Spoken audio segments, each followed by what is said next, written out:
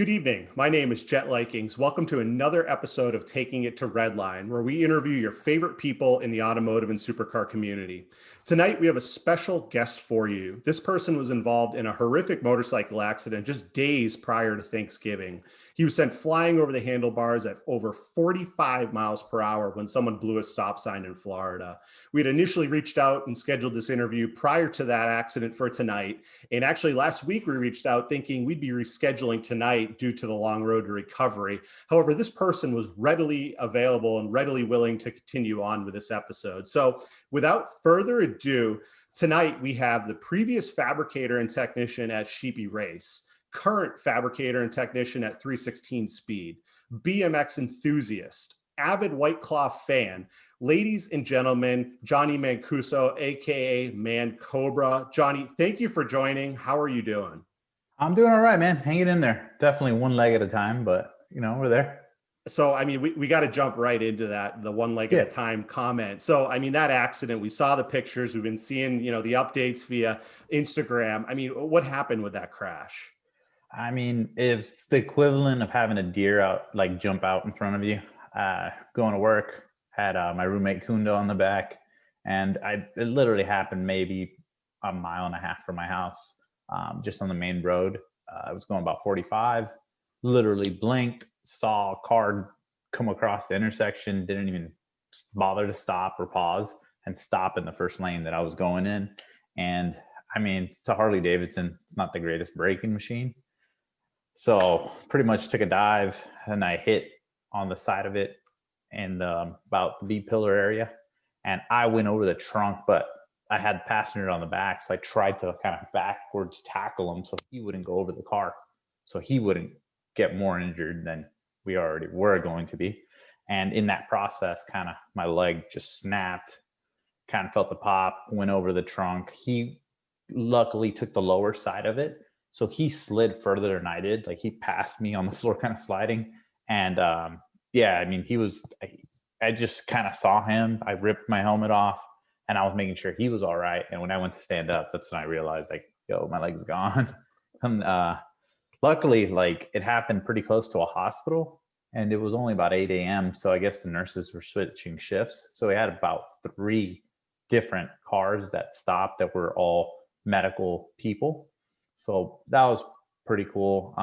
The fact that, it's kind of annoying because they don't know the extent of your injuries. So they don't want you to move much. So they're kind of holding you down, asking you what day of the week and who's the president. And I'm like, I'm all right. I just want to make sure he's okay.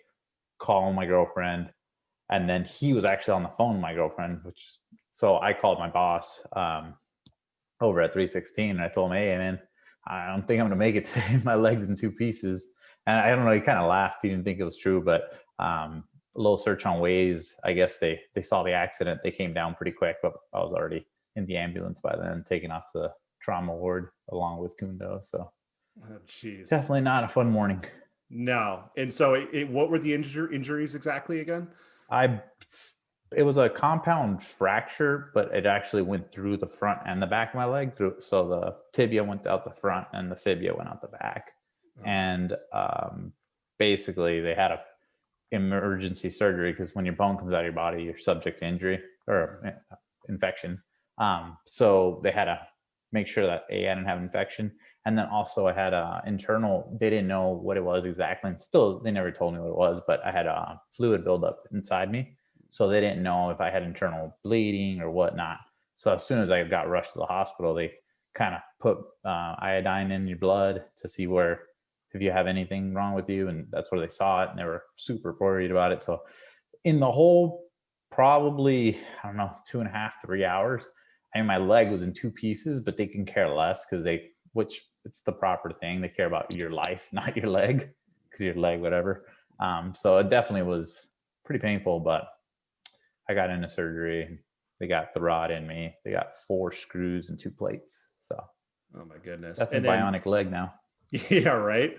And then your roommate, he's okay. What was his injuries? He shattered his kneecap, just shattered it. So what they did was they went out and they opened up his knee and scooped out all the little pieces, I guess, and then they wired it together.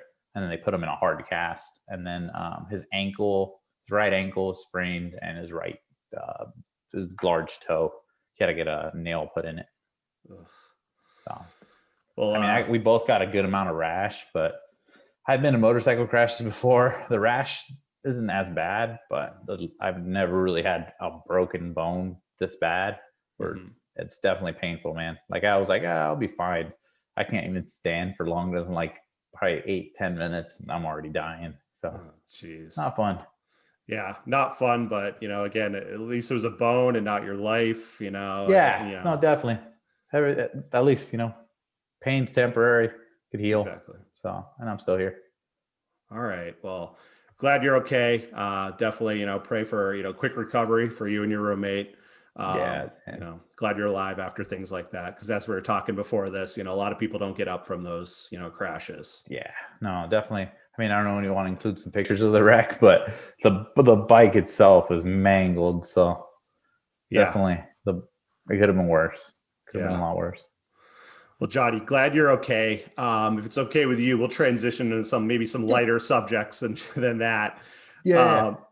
So let's start off with just, I guess a couple, ManCobra questions. So yeah. I don't know what I'm getting myself into with this one, because I remember watching the DDE episode at Sheepey Race when I think they asked you this question, but where did the name ManCobra come from? Pretty much like forums, BMW forums and stuff. I used to go by, it was funny, years ago, by Johnny Scene, and then I got banned from like one of the large Beamer forums. Kind of loudmouth that I am. So I made another name, and one day we were just like in Vegas, me and my brother, and we were just saying like with dumb nicknames, and I was like, well, call me Cobra. And it was just like, my last name's Mancuso, so it just kind of became like a play on like Mancuso, ManCobra. My brother's license plate on his old M3 was Mancus Slow, like a slow car. So we just always had like play on. So just ManCobra stuck, and it's just easy to remember, Like everyone kind of remembers that. And speaking of your brother, so I mean, how did you get into BMWs and cars, coming from BMX? Definitely I got into BMWs because of him. I used to just like domestic stuff. And in high school, he wanted a BMW super bad. And whatever, man, he did whatever he had to do and to save up the money, and he bought the BMW. But it turned into like a huge money pit at the local like Euro shop. Every time we'd go in there, it'd be like $800-900 just swiping his legs. So I told him, I was like, yo, man, like, I'm sure we can figure it out. It's not a big deal. So little by little, I started tinkering with his BMW. And then next thing you know, that same shop, I actually became friends with some guys there and got hired there. So pretty much spent like 16, 17 there. And then as soon as I graduated high school, I got into the actual dealership.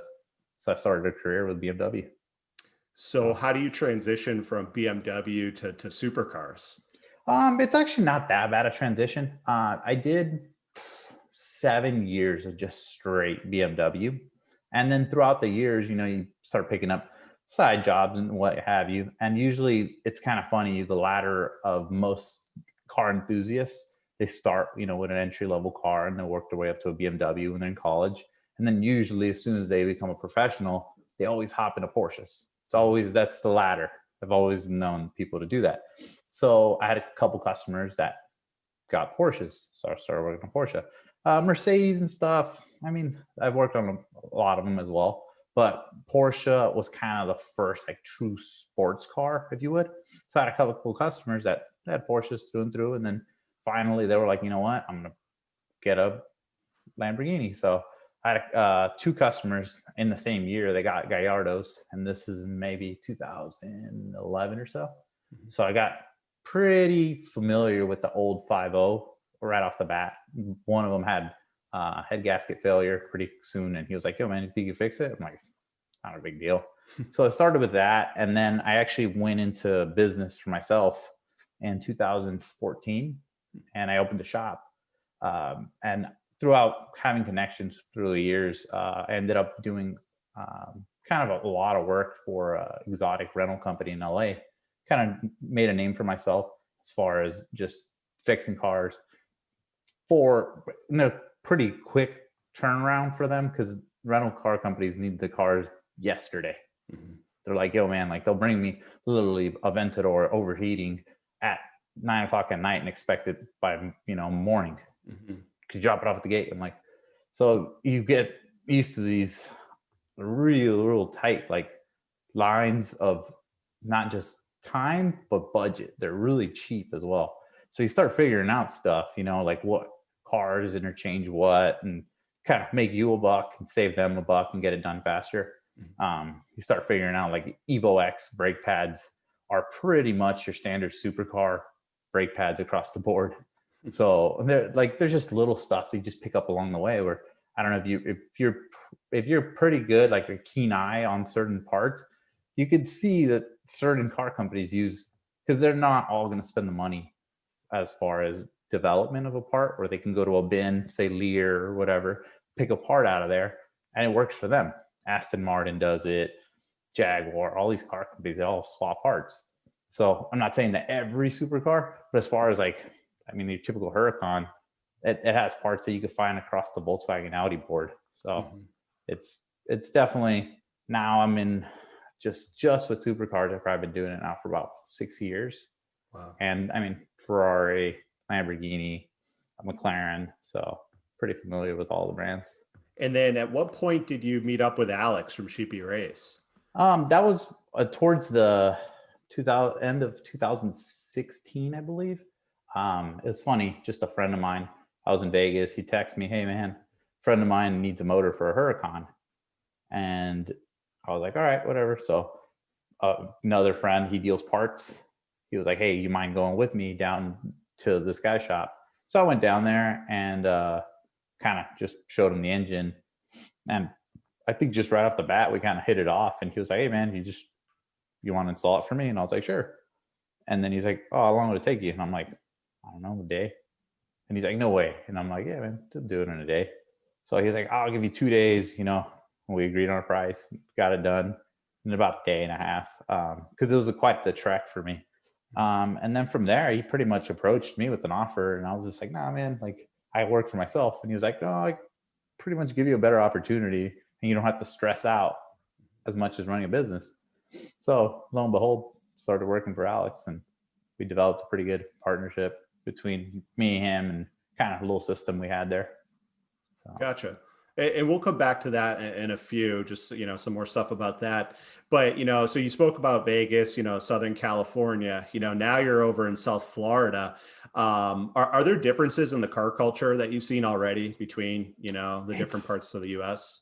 Yeah, it's I'm not going to say night and day difference, because with COVID, everything's kind of shut down, and the events aren't as big, but there's definitely a different car culture as far as at least what I'm used to.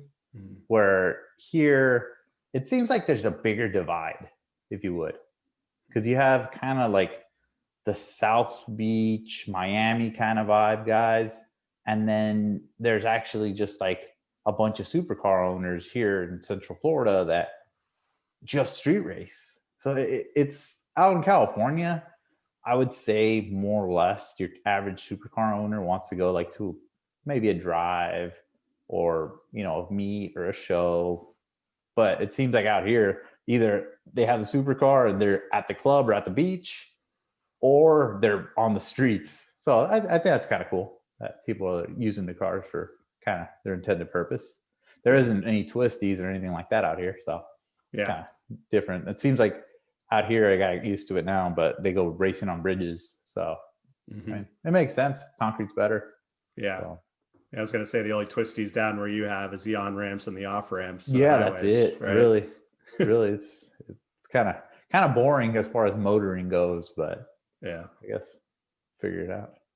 So let's shift gears now and just turn it over to BMX. Obviously you and your brother, avid BMXers. You've been seen biking with Stevie Churchill, Adam 22. How did you and your brother meet these guys? Adam was pretty much, I would say 2009 or so, he moved to California, and just right off jump, my brother and him already had like a friendship through like BMX forums or online, just prior to Instagram.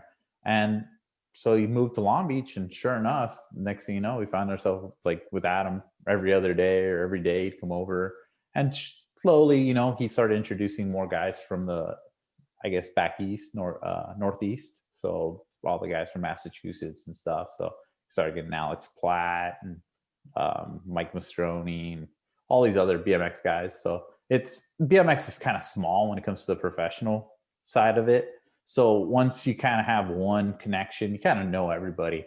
And then just throughout the years, man, you start to meet more and more kids that are like Stevie, amazing bike rider and stuff. And kind of, man, me and Stevie go way back, but definitely meet a lot of cool people through BMX. And I find like BMX and kind of cars, a lot of BMXers are finding their way into cars now, because realistically, I mean, over 30, man, you're not going to take a slam and get back up and want to do it again. So I feel like a lot of guys transition into drifting and or even just racing, which is cool. It's cool to see that come back over and have a scene again. Caleb Quanbeck was, for a while, he was drifting. Adam LZ's just right here in Orlando. So it's definitely like a heavy BMX presence that is taking over kind of at least the drift scene. It's interesting you say that. Maybe it's the first time I've heard of it, of, you know, the BMX scene. You know, you get to that certain age and you just naturally got to transition out of it, right? Like you said, you're just not going to get up anymore. And I don't know if I've ever heard that before, to be honest with you. No, yeah. But it's I right. mean, a lot of guys there still is a lot of guys that won't give up. And that's cool, man. But at the same time, I saw myself like slowing down. I still ride from time to time, but you won't catch me doing half the stuff anymore, because it just, I mean, when you take a slam and you're on your feet the next day all day, it's just not fun. Like riding BMX is fun. I love hanging out, skate park and stuff, but it's just not fun to take that slam and then have to go back to work and limp around and stuff. But so I got to ask, when you and your brother were in your heyday, who was the better BMXer, you or your brother? Oh, him always, man. Like we always took, he was definitely always aiming for big contest stuff. And I was just always in the like skate park, like street, if you would, and just street riding. So we kind of both took different approaches. I had no brakes, free coaster. He rode gyro and park and did flares. I never even went upside down. So, I mean, he definitely took the career further. Mm-hmm. So it was cool. Definitely all the years. Yeah, that's awesome. So let's shift gears again and you know, bring up another interesting topic from the internet. You know, I call it charger wars, right?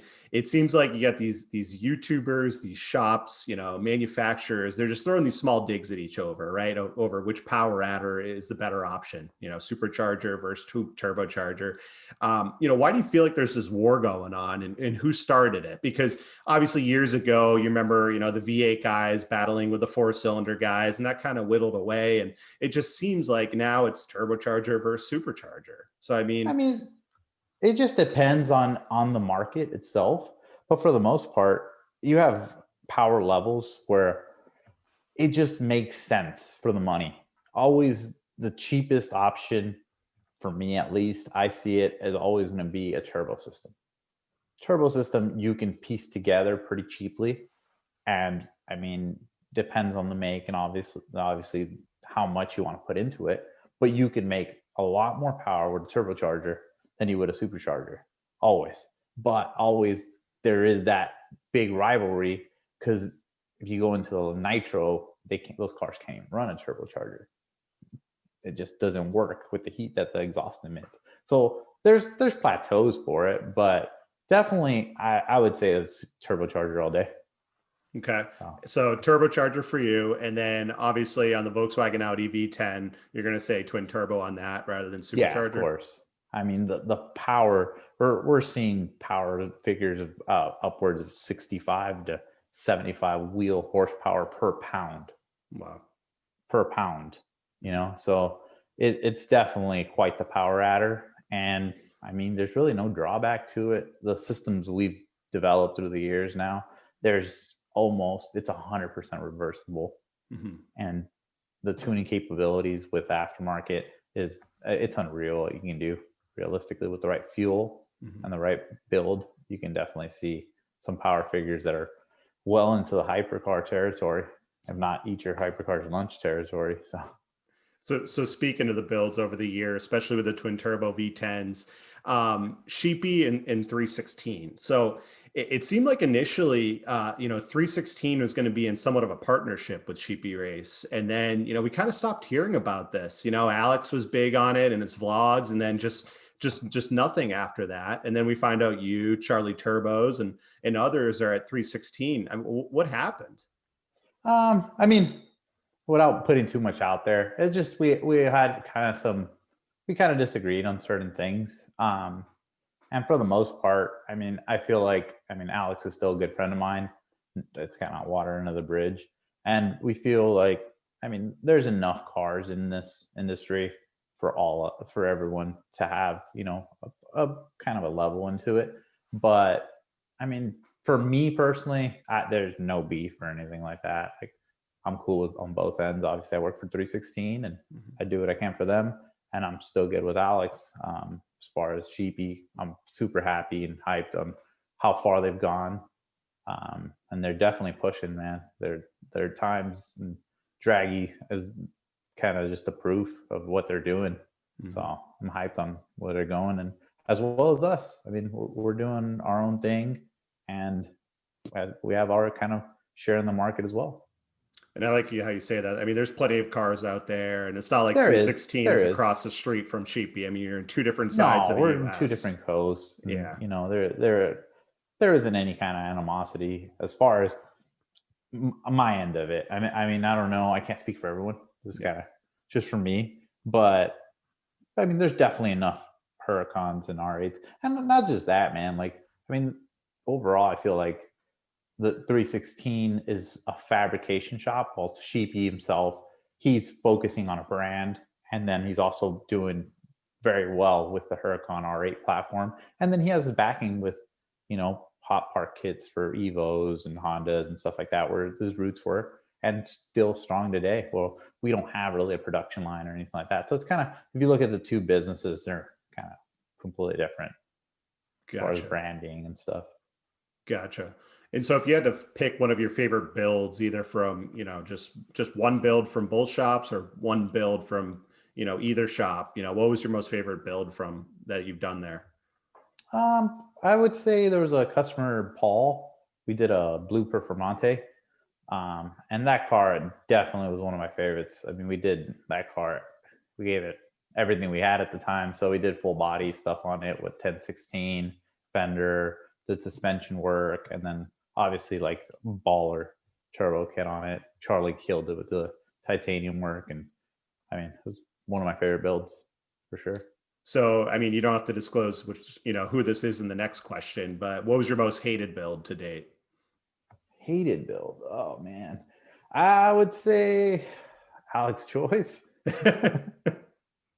It was what it was, most of that I pretty much brought upon myself, because it was just kind of like Alex came at night to drop it off, and I was working late, and it was just me and Nick, and Choi shows up, and we kind of just start talking about, options. And he had just finished exoskeleton the car. And not to mention, a weekend prior, we had an open house, and Alex Choi had come, and we had talked about it. And I didn't expect to see the extent of what he had done, that monstrosity of a cage to that car, which, I had to drive that car quite a bit.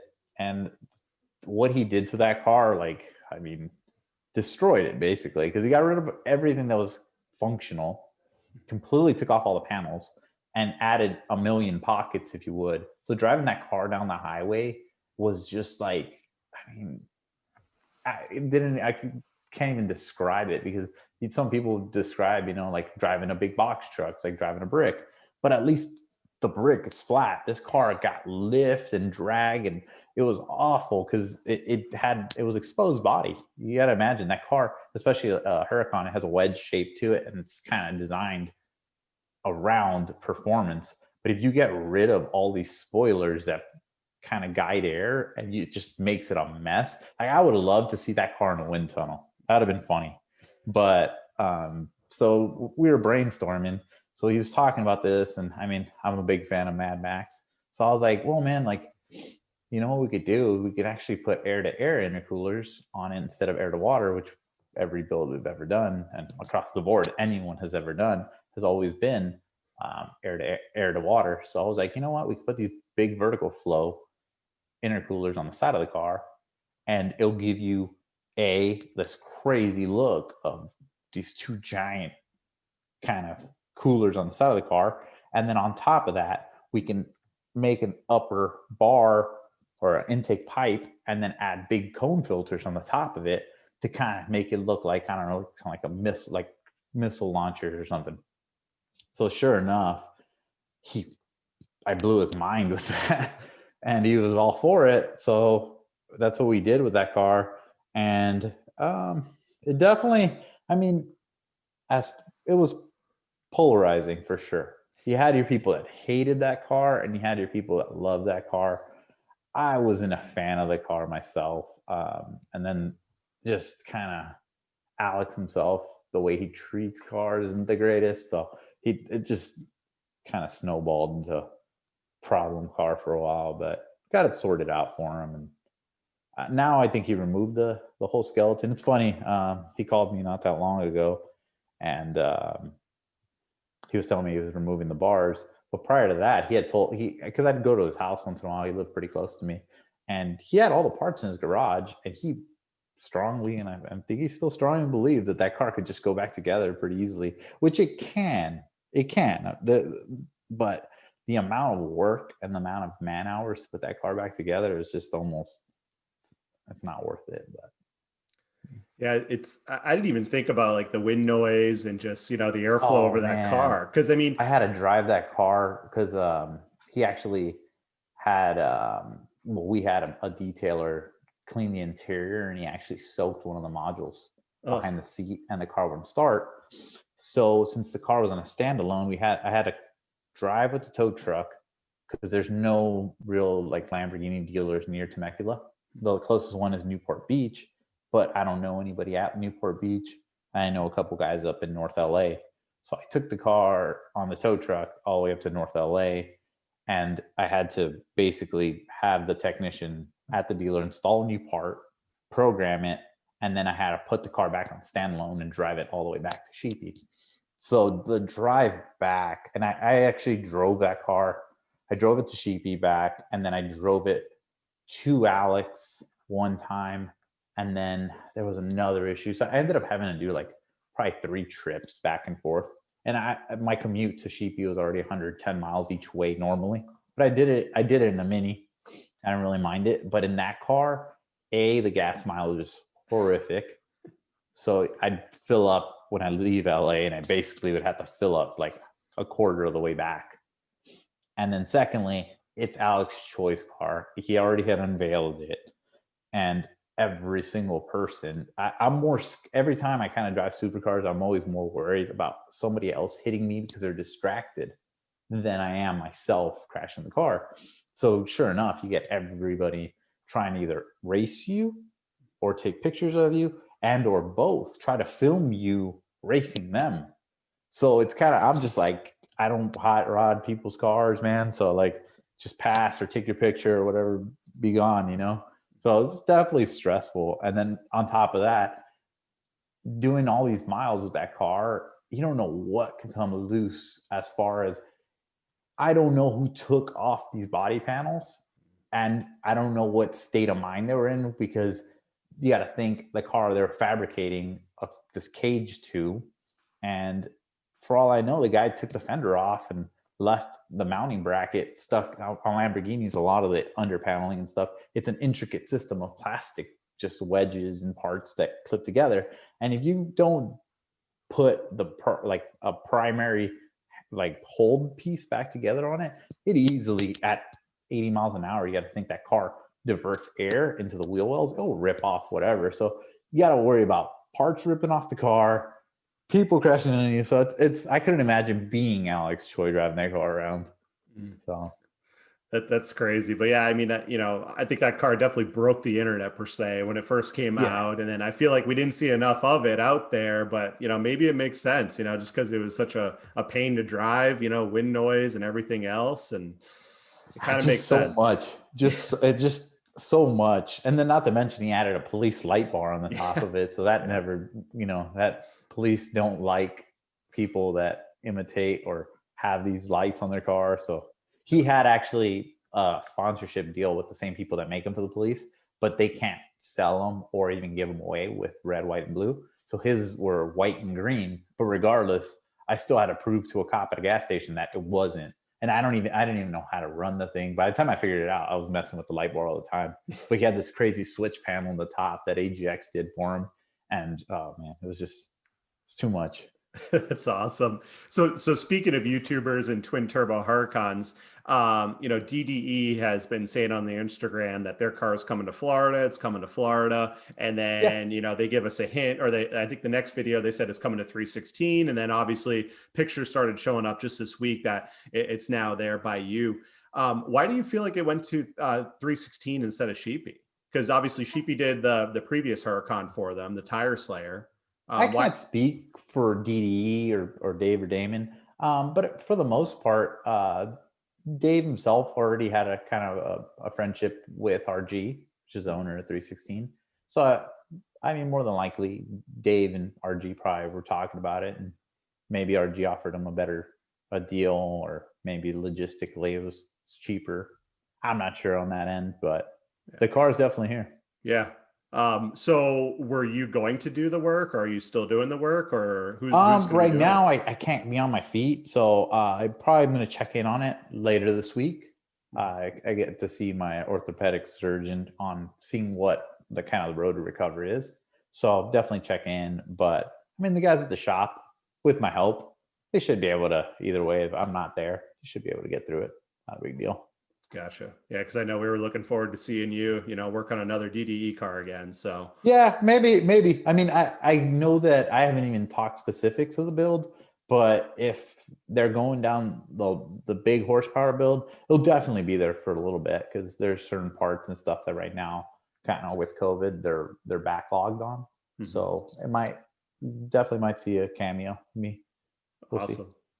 Crossing my fingers. So speaking of the vlogging at 316, it looks like 316 started the vlogging off strong. It looked like right when you got there, right? Because if you look at their channel, first two videos are them blowing donuts in an FD and a Mark IV Supra, and you come on, and then it seemed like their vlogging kind of just fizzled out. Do you think they just they started to go a different direction, or why not continue the vlogging? Because it seemed like they had the audience. I mean, they're probably going to pick up again. Mostly just the way that the dynamic of all of us at the time, since the business was new, and realistically, we have a lot of stuff that we were just doing to kind of get the business going. So it's not really all that fun, But we definitely have fun, which makes for good content. I mean, people love just watching stuff in the shop. But probably soon here, you'll probably start seeing some vlogs again. Awesome. No, looking forward to that too. And then what's the deal with the Testarossa with the V10 swap? I was looking forward to seeing that, wrap up. That'd be funny. The V10 thing's kind of a gag. It is feasible. But as far as like just getting it done and stuff, it's just right now with COVID, I started the project as far as restoring the car, and it's on a backlog since Italy was shut down for almost 5 months. All the parts distribution line kind of got tied up, so most of the parts should be available here they said about middle of December. So maybe after my leg heals up, definitely start the vlogs back up on just restoring that car. As far as a V10 in it goes, it would have been a cool project for SEMA, but that was another thing that this year kind of killed off. I had actually another junkyard that reached out that was willing to kind of donate a drivetrain for the cause, which would have been cool. But like I said, it just realistically, with our scheduling for what we had planned at the same time, we wanted to go to Texas 2K and do all these other things. It's not feasible. So gotcha. Yeah, it seems like a lot of fabrication work. It seemed like more of a nightmare than anything. Yeah, I mean, yes and no. It's definitely possible, but it's one of those things where if you're maybe building it for, let's say, a channel or something like that, where you're doing 100% content with it, it would be worth it. But for us, since we actually do have kind of a demand with certain things, our time's better spent doing other things for now at least. So last question about 316. Obviously, you got the nitrous bottles when you first came down, and you were talking about wrapping them like a White Claw can. And now it seems like they're wrapped as, the Something Light brand. Why change it up? I mean, it's not changing it up. It's funny. Just Something Light just came from like a couple friends of mine back home, where it doesn't matter like what you're doing. You could be doing, a 8-second pass, and he's just kind of nonchalant, like, just something light, nothing crazy. So it's just kind of the way we've been living. That's awesome, man. So so let's get into what we call slamming gears. We're going to ask you just some quick questions. Try to word them back in 1 or 2 word answers. It's kind of like a shotgun session here. Cool. Favorite White Claw flavor? Black cherry. If there's no White Claw, what's next? Probably Miller Lite. Favorite tool? Oh, man, Milwaukee brand. Okay. Favorite car? I'm gonna stick to the Testarossa. It's still my favorite car. What's harder to find, a 10 millimeter socket or a 10 millimeter triple square? 10 millimeter triple square, I would say. I keep them handy, but I still manage to losing them. So, BMX brand. BMX brand. I've always been. Oh, man, that's a hard one. I'm like so on the fence, but I would say Primo. Mags or spokes? Mags. Gotcha. Are you talking about motorcycles or BMX bikes? BMX. Oh, BMX bike spokes, man. I like spokes. Gotcha. But on motorcycles, mags. Yeah, mags. Awesome, man. Well, Johnny, that brings us to the end of taking it to Redline. Definitely appreciate your time here. Thank you for jumping on, especially during this time of recovery. I mean, shoot. I mean, we're just, just after your accident. But before we wrap up, is there something you want to plug? Merch, brands, anything like that? I'm definitely working on another t-shirt. Kind of the whole accident itself is kind of unfortunate because it looks like right now the lady's liability limit, the ceiling isn't very high. So I'm going to be stuck with a pretty hefty bill. My brother did start a GoFundMe because he's already worried about it. He's a financial guy, so he's always worried about it. Like anything like that. Between me and Kundo, we're thinking probably it's going to be around $75,000 in medical bills, which he's 18, so they have kind of some medical help assistance. But as far as mine goes, since I'm over 30, they're not as nice to me because they're like, you should have healthcare, which kind of brings the point that like a lot of people were like mad at me for not having healthcare, but I'm an independent contractor and I'm in a high risk profession. For right now, it's not feasible to afford healthcare for me, at least. When you're looking at the cheapest premiums, like about $1,100, $1,200 a month. So right now, I don't have healthcare. My insurance personally has a very high cap, but I'm kind of stuck in a gray area because I had the motorcycle insured in California, which I didn't know state coverage varies, and Florida's a no fault state. So right now it's a mess. I still haven't gotten really many bills. I just paid for the bike to get out of the tow yard. So definitely I have a GoFundMe. I'm not asking for money. Definitely some people have surprised me. But I mean, I would appreciate it. If you guys definitely, anything helps. Like I said, not. And I'm going to try to do another launch of t-shirts just to help kind of alleviate maybe all these medical bills as soon as they come in. So you'll probably see a jersey coming soon. Awesome. Now we'll be looking out for that, and we'll drop the link to the GoFundMe in the description, along with some other ways to contact you, like Instagram, etc. But again, Johnny, we appreciate you jumping on. For the rest of the Redline, come back in 2 weeks. We have a new episode, new special guest coming. Also, as a reminder, we have new episodes of Redline News where we recap the week in automotive and supercar content. This premieres every Friday morning. Don't miss out. Click that subscribe button. But folks, until next time, keep it at Redline.